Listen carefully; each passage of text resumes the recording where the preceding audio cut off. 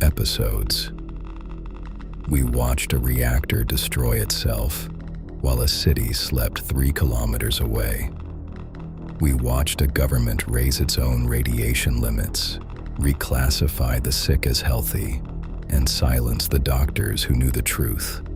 We stood in front of a concrete shell, built in 206 days, over 200 tons of melted nuclear fuel that will remain dangerous for 100,000 years.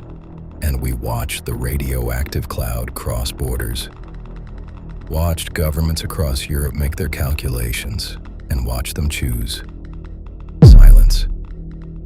And now we reach the question that all of this has been building toward.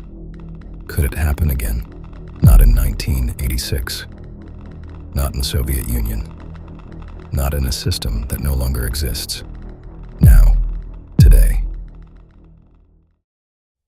This is Declassified. As of today, there are 440 operational nuclear reactors in the world, across 32 countries, on every inhabited continent except Australia, generating approximately 10% of the world's electricity. These reactors range in age from brand new to over 50 years old. The average age of an operational nuclear reactor in the world today is 31 years. The reactor at Chernobyl that exploded was 3 years old. Many of the reactors currently operating around the world were designed in the 1960s and 1970s, built with the engineering knowledge of that era, extended beyond their original designed operational lifespans, running in countries whose regulatory systems range from world-class to deeply compromised, and every single one of them is run by an institution that has every financial and political incentive to tell you it is safe. But we do not need to theorize about whether that incentive leads to failure. We do not need to model it. We do not need to predict it, because in 2011, 25 years after Chernobyl, in one of the most technologically advanced nations on Earth, it happened again. We do not have to speculate about whether it can happen again, because it already did. On March 11th, 2011, a magnitude 9.0 earthquake struck off the coast of Japan, the largest earthquake in Japanese recorded history. It triggered a tsunami, waves reaching up to 40 meters in height, crashing into the northeastern coastline of Japan, killing nearly 20,000 people and destroying the cooling systems of the Fukushima Daiichi nuclear power plant. 3 reactors went into meltdown, 3 separate reactor cores, overheating, breaching their containment vessels, releasing radioactive material into the air and into the Pacific Ocean. The Japanese government's response was familiar. Internal documents later released by the Japanese government and obtained by independent researchers revealed that officials had significantly underestimated the scale of the meltdown in their public communications. The operator of the plant, Tokyo Electric Power Company, known as TEPCO, had produced internal risk assessments before the disaster, identifying the possibility of exactly this kind of tsunami-triggered failure. Those assessments were not acted on, because acting on them would have been expensive. A Japanese parliamentary investigation, completed in 2012, concluded in its official report: the Fukushima nuclear power plant accident was a profoundly man-made disaster that could and should have been foreseen and prevented. A man-made disaster, 25 years after Chernobyl, in one of the most technologically advanced nations on Earth. Fukushima was not a failure of technology. It was a failure of institutions. The same kind of institutional failure we saw in the Soviet Union in 1986. And when you understand how those institutions are structured, you begin to understand why this failure was not a surprise. There is a pattern that appears across every nuclear incident in history. Not just Chernobyl, not just Fukushima, 3 Mile Island in 1979, Windscale in 1957, Kishtim in 1957, Tokai Mura in 1999. In every major nuclear incident, officials were later criticized for delays in public disclosure. This is not a coincidence. It is not a cultural failure unique to authoritarian states. It is what happens when an institution faces a crisis that threatens its existence. The International Atomic Energy Agency, the IAEA, is the global body responsible for nuclear safety regulation. Its founding mandate, written into its statute, includes both the promotion of nuclear energy and the regulation of nuclear safety. The same organization, promoting the industry and regulating it. That tension is not an allegation. It is written into the IAEA's own founding statute. Independent nuclear safety researchers have raised this conflict of interest for decades. The argument is straightforward. You cannot be the industry's most enthusiastic advocate and its most rigorous watchdog at the same time. And if the regulatory structure itself carries a conflict of interest, what does that mean for the reactors those regulators are supposed to be watching?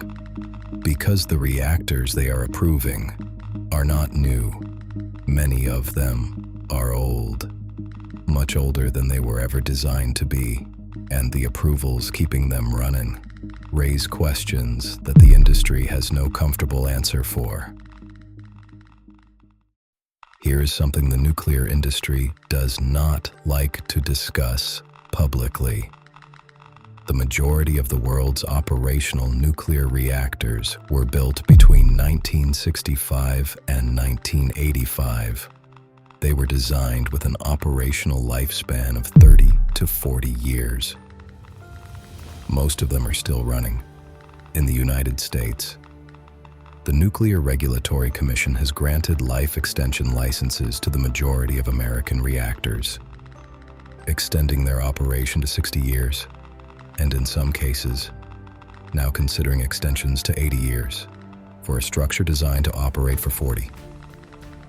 The engineering involved in aging nuclear reactors is deeply complex. Components that were not designed to last this long are being subjected to stress assessments using modeling tools that are themselves extrapolating far beyond their validated ranges. Regulators argue that extensive inspections justify these extensions, but the calculations underpinning those inspections were never validated for this territory. And the engineers who designed these reactors never intended them to run this long. A 2021 report by the Union of Concerned Scientists examining the U.S. nuclear fleet identified that aging-related degradation, including metal fatigue, embrittlement, and cable degradation, was occurring at rates faster than previously modeled in some reactors. The report was published. The reactors continued operating. So, could it happen again?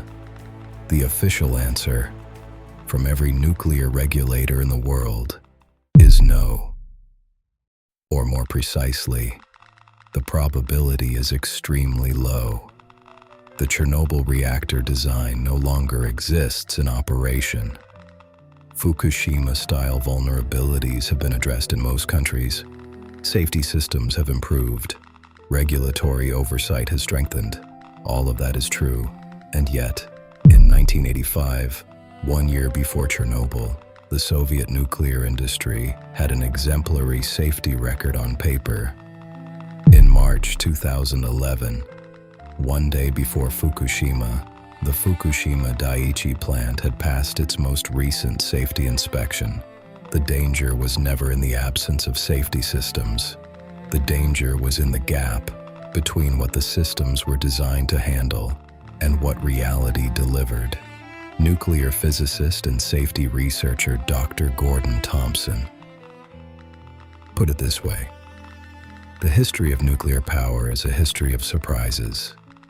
Every major accident involved conditions that the designers said were impossible or too improbable to plan for. Every major accident. Conditions the designers said were impossible. The real answer to the question is not one that any regulator, any government, or any nuclear operator will give you publicly. The real answer is this: we do not know what we do not know. We have never known. And the institutions managing these systems have a long and documented history of not telling us what they do know. 5 episodes. We started in Pripyat at 1:23 in the morning on April 26, 1986. In the seconds before the explosion, we ended here, in the present, in a world with 440 reactors, with aging infrastructure, with regulatory bodies that carry conflicts of interest, with institutions that have shown us, repeatedly, that their first instinct in a crisis is not transparency. Chernobyl is not history. It is a lesson about what happens when human beings build systems more powerful than their ability to control them. When institutions prioritize their survival over public safety. When governments decide that the cost of honesty is higher than the cost of silence. The 600,000 liquidators who went into that exclusion zone did not go in because they were told the truth. Many of them went in because they were ordered to, because they believed they were protecting their country. And many of them went in because nobody told them what they were walking into. That is the real legacy of Chernobyl. Not the explosion, not the reactor, not even the cover-up. The real legacy is the question it forces every generation to ask. Who is telling you the truth? Who is managing the narrative? Who decided what you are allowed to know? And what are they, right now, not telling you? This is Declassified.